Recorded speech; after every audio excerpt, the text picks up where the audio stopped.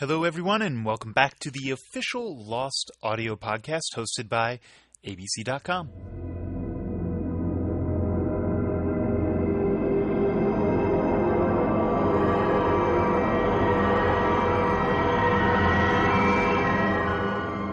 Well, hopefully by now you've seen the shape of things to come and are looking forward to something nice back home. Because yes, that is the name of the next episode, which airs this coming Thursday, May 1st at 10 p.m. on ABC and is available the next day at abc.com. So, without further ado, we have with us today executive producers Damon Lindelof and Carlton Hughes to rehash our latest episode and ask the question, how many types of salt are there? For more tantalizing info on that subject and a few actually related to the show, stay tuned. Also, be sure to check out our video podcast feed this week. We have a little something special for everyone from London. And set decorator Carol Kelly joins us for a tour of the freighter. You can find that, along with other spiffy podcasts, at abc.com. Here now are Damon and Carlton.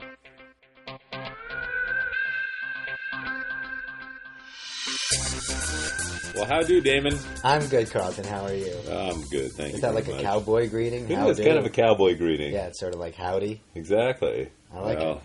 You've got your spurs on today, so I don't know why you started wearing those this week. What was that? I will show you later.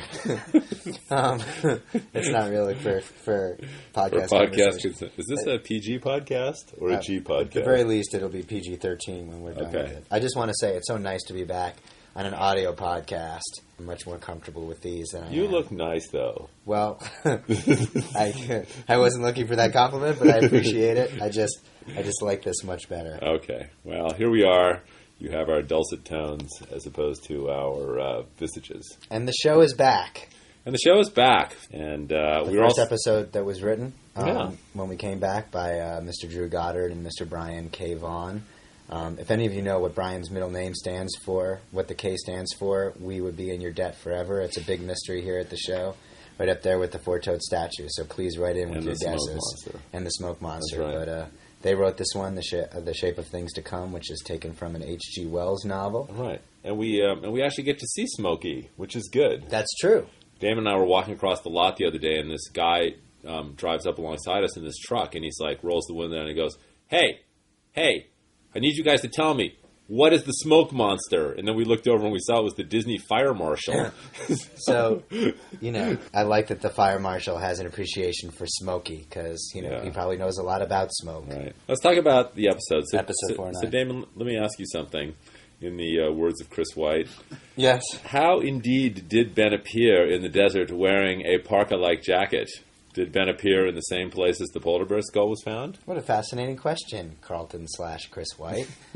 Well, first off, we have a code phrase for the Dharma Parka, which is that it's a Darka. Yeah. And they will be available this fall from Scandia Down, and we're looking forward to that. We should sell Dharma Parkas. How Ben appeared in the desert is actually an excellent question, one which will be answered at some point in the course of the show, but very often we get asked, do you guys know what you're doing? Do you make it up as you go along? Yada, yada, yada. And that's gone away to some degree since we announced the end of the show. But every once in a while, we feel like we need to do long setups, and this is one of them. So basically, we see Ben appearing in the desert. There seems to be some sort of vapor rising off of him. He seems to be disoriented as to where he is, and then once he arrives in Tunisia. Is that Vicks Vapor Rub? It could have been. That's what the A-side is, that he was applying Vicks VapoRub. But he asked this woman... Maybe we could get them to sponsor our podcast. And them in Scandia Down? Yeah. I think we should. We're doing a lot of product name dropping here. I like it. It'll all be bleeped out by Chris by the time this is all said and done. We might as well be cursing. Exactly. In any case... So in other words, we will see him perhaps in a future episode wearing the same parka that he appeared in the Tunisian desert in? That's what I assume would be the plan. That's how I would be able to connect in my head how we got here. So cool. That would be cool. Awesome. And as far as, we know that Ben pops up in Tunisia, and we know that that's where Charlotte found the polar bear skull. So at least they're both in Tunisia. I don't know if that's exactly the same spot per se. But coincidence? I think not. Not a lot of coincidences on this show. No. let's talk about the monster, Damon. Yes. So, what is going on here? Does Ben have control over the monster, and where did Ben go when he went into? He went into a room. He didn't go under the house, Chris. Well, that's all. It's all a matter of Chris's own warped sensibilities. Maybe there was like an ancient escalator into that room behind the secret room. When you would get mad at your parents, would you crawl under your house? I love, by the way, in watching that episode, the idea that Ben has a secret room to the secret room. Yeah. That is, God forbid anyone ever discovers my secret room where I keep all my passports and suits. If Saeed had thought to look behind the secret room for yet another secret room. So would it be fair to say that in a future season we'll discover that the secret room has a secret room? I think that as long as the show is on, there's always a new secret room to be found. But obviously, Ben went into that room, and when he emerged, he was covered in some like soot. Soot, dirt, dust. And then he basically says, we better get rolling, and then the monster shows up. So is there some sort of monster hotline? Does he have like a bat signal down there that summons the monster? Hurley says, did you call that thing? What happened, Carlton? Well, it wasn't Inquiring minds want to know. It wasn't literally a bad signal. That Right. we can confirm. He did not literally shine a beam up into the sky, but I think it would be a fair deduction to say that he summoned the monster. But it also seems pretty clear from what's going on in that scene that, you know, there are consequences to summoning the monster that even Ben doesn't have control over. He looked a little nervous and was like, let's skedaddle.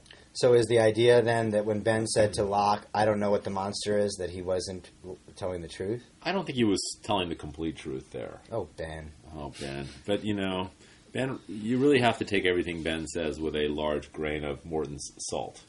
Iodized Morton's salt. Wow, this is like, this is the name dropping. Can you tell that we're looking for a new sponsor? By the way, we get nothing from sponsorship. We just are mentioning products that, you know, we'd That like we- to see on our podcast. That we use. Morton use salt is ourselves. the only table salt that I'm aware of. Oh, and it's there are- America's there are- favorite table salt. There are other salts out there, Damon, believe me. Is Morton's the You'll one with be the... hearing from a lot of salt manufacturers. I will. I'm looking forward to that. One more question before we get into the fan questions. At the end of this episode, there's this phenomenal scene between Michael Emerson and Alan Dale, who plays Charles Widmore. Obviously, I think we can now divulge that this scene was not shot in Hawaii. It's one of the few scenes ever in the history of the show that was not shot in Hawaii. Carlton, would you like to tell us where it was shot? Yeah, I mean, we actually shot the scene in London. Alan Dale is currently starring in Spamalot in London and was unable to travel to Hawaii, so we actually flew Michael Emerson and Jack Bender, our director, and John Bartley, our director of photography, and they all went to London and we filmed the scene over there. Now, of course, the irony of shooting in London is that our special effects department, led by our whiz special effects supervisor, Mitch Suskind, they are so good that, you know, when you actually see a foreign location in the show, you actually, it doesn't really actually improve it that much to actually be in an actual foreign country. But Right. we went there. Because we shot the Iraq stuff, obviously, in Hawaii, and it Right. looks very good. Or Desmond chucking the ring into the Thames was shot in Hawaii, Right. on a canal, like in Honolulu. But needless to say, it was more than worth making the trip because Alan Dale is just superb in that scene, as is Michael Emerson. And, you know, we kind of viewed that as sort of our version of the famous De Niro Pacino scene in Heat. I thought it was sort of a major seismic event in our show where these two really significant characters who are obviously deeply involved in the show's mythology sit down and meet and talk for the first time on screen. You know, and it exceeded our wildest dreams and was really beautifully acted and well directed. And Ben says to Widmore, "You changed the rules, Charles." And the whole idea that these two guys have some sort of code between the two. He also says, "Are you here to kill me, Benjamin?" And you know I can't do that. So right, we get or the sense there might be some larger forces governing that code. larger forces than even Widmore and Ben, Yes. or a larger force. A shall larger we say. force, exactly. Well, that's on that sort of tantalizing. That's a pretty good rehash. I you think know? it is. Most of the time we just kind of buzz through that and I'd give ourselves like a C. But that was better. Let's give it like a B A minus. minus. No, A minus. Wow, You're hard on yourself. I'm hard on you. I give myself an A plus, and I give you a D, and then I averaged it. Well, let's just be honest. Wow. Let's prehash episode All right, I wanna 410, get onto these which is questions, called so. Something Nice Back Home. Yes. Well, it looks like Jack was not feeling too well. Yeah, what was up with that? Just a bad day? I think it's probably more than a bad day. Perhaps a constipation? Gas. He's like holding his side. He's certainly not feeling well. That's important. Jack is going to be popping some pills in the next episode, but that's all we're really willing to say about that. All right, shall we get to some questions here? Oh, please, let's. All right, time for some questions. You seem very excited about your questions, so why don't you go first? I've got some good ones. All right. I'm going to start with this one. All right. This is submitted by White Rock Black Rock. Hey guys, first I would like to say wonderful show. Congrats for the extra hour of the season. I nearly peed myself when I heard. Okay, here's my question. When Juliet goes into the Tempest station on the catwalk, there is a panel.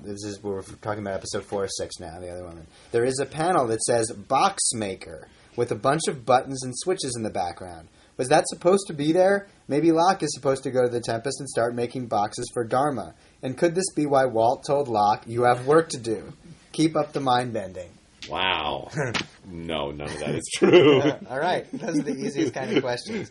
But I thought it was a very clever question. That was a very clever question. You know, sometimes our sets are too clever for their own good, actually. That was an amazing set. That was actually a dairy in Hawaii, an abandoned or, I guess, shut down dairy. Damon, this is a very simple question, and it's from Alpha Omega 1964. Do the fish and birds go through the time warp? Do the fish and birds go through the time warp? Well, it sounds like this. You're steering this towards Ezra James Sharkington in some way. If the birds are flying at the right bearing, then they're fine.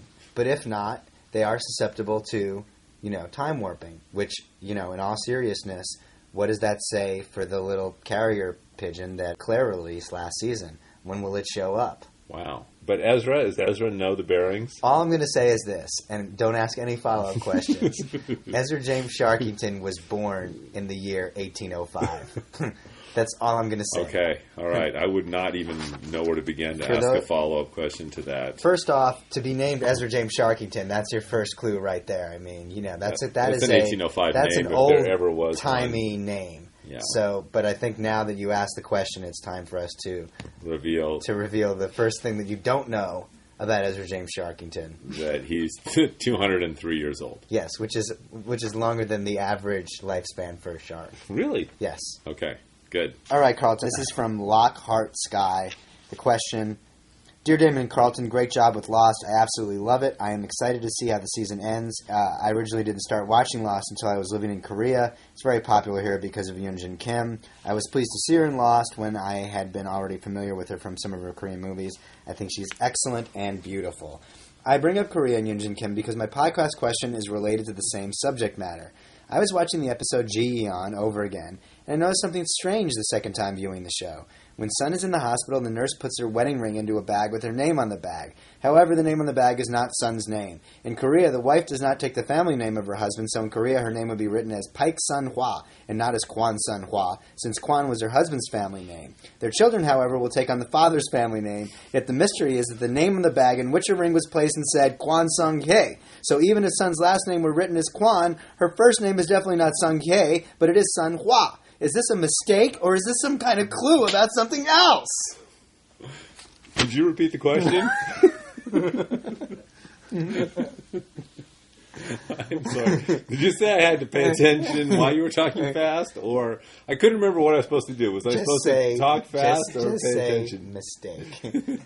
And moving we on. are so busted. I mean, that was like a Perry Mason cross at the end of a detective show. That's one of those like scenes where you're so nailed, you have nowhere to go. Yes, busted, guilty, take us to the slammer. So from now on, all unintentional actual mistakes will be referred to as Sunhwas. That was a Sunhwa. Okay, Matt Mead, 86. Hey, Carlton and Damon, your podcasts are awesome and so is your show. Speaking of the shows, are we going to ever see any more traditional Lost flashbacks? By that I mean flashbacks that take place off the island before they ever were on the island, or I just need to get used to the new Lost that we see in Season 4. Not that Lost isn't still great, but I sometimes miss the old-school flashbacks that focus less on the larger plot and more on individual characters before the island changed their lives. And I am not a user of Morton Salt. Thanks for making the best show ever made. Wow.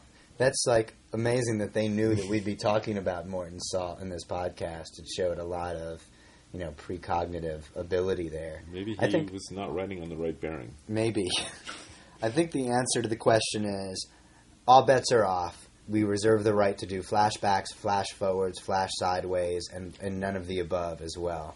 I think when you guys see what we have cooking for these final 6 hours of the show, hopefully over the course of the 8 months between the finale and the premiere of the show, under which we will once again be in one form of radio silence or another, you will be asking, what is Season 5 going to be? And that is our intention. So hopefully you will get a little bit of that old nostalgia back at some point before the show is over. But for now, we're doing something a little different, and we feel that it's working pretty well. I, for one, would like to know more about Jack's tattoos. Well, it's funny you should ask about Jack, Carlton, because Russell Survived 815 with 75 posts asked the following question. Hola, Damon and Carlton. I was just sitting in bed thinking about how little we've seen of Jack this season. Even though he was in several flash forwards, there has not been any episode that was Jack-centric. Just wondering if we will get to see a Jack-centric episode by the end of Season 4. Keep up the podcasts. They're hilarious. Saltily yours, Russell Survived 815. I don't know. The image of Russell lying in bed thinking about Jack is not a good one. But I think it's a great one. Yes, Jack perhaps has been underutilized at the beginning of the season, but hopefully by the end of the season you will feel the porridge is just right. I would say even perhaps next week, and something nice back home, that considering Jack has got this very bad gas pain, or perhaps something even worse, you think that we will be centering on him. Yes, we'll be doing it's possible that you could be seeing either a flashback or a flash forward of that gas pain. Ooh, could Jack be pregnant like that dude on Oprah? That's awesome. So this is from others in other places. Wow. The question is possible spin-off. So what are the chances of us getting a spin-off series with Hurley and a chimpanzee? Think Lost meets BJ and the Bear. Oh. This could be a great lighthearted romp that happens either during or after the zombie season in order to bring people's moods back up after seeing Zombie Kate eat Jack because he thinks he can fix this. Just a thought. Loving the new season. Joe. I think you'd better send that idea to the Writers Guild immediately before we steal it. I just love the idea that that's the one thing we had considered in the zombie season is like, where does hope come from? When the despair sets in of rotting flesh and eating each other and already being and being undead. dead. Yeah. You're actually even undead. I mean, you're beyond dead. Yeah, exactly. You can't even be dead. You can't die. People won't even be asking us who's going to die this week anymore in the zombie season. Where will the audience turn? And the answer is Hurley and a chimpanzee. Or people eating each other, I mean, as a sign of hope. I mean, like, the idea that Joe thinks that if Kate were to eat Jack, that would be hopeful.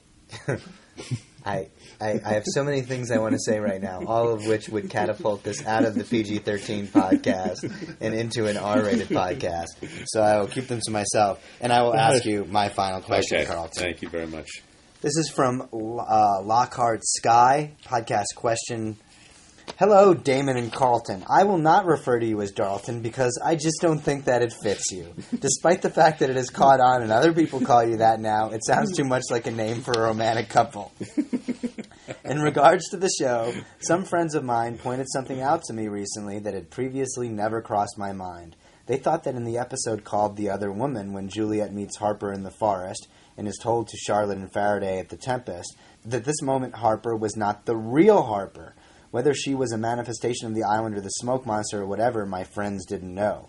I never really thought of it. So my question is, can you confirm or deny anything about this scene in regards to her being real, an apparition, the island, the smoke monster, etc.? No, it really was Harper, but the thought that people are now going to question when any character appears on the show whether they're actually real or a fake version of that character or the smoke monster, that actually...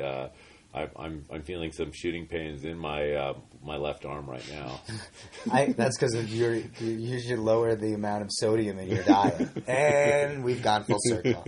But seriously, No, that was Harper. There's only one Harper. There's no smoke monster. there were pretending to be Harper. I think there were whispers heralding her arrival Right. and her departure. So maybe But that's she's another. what led to the confusion. But Yeah, that is true. she's a real corporal other who is wherever the rest of the others are.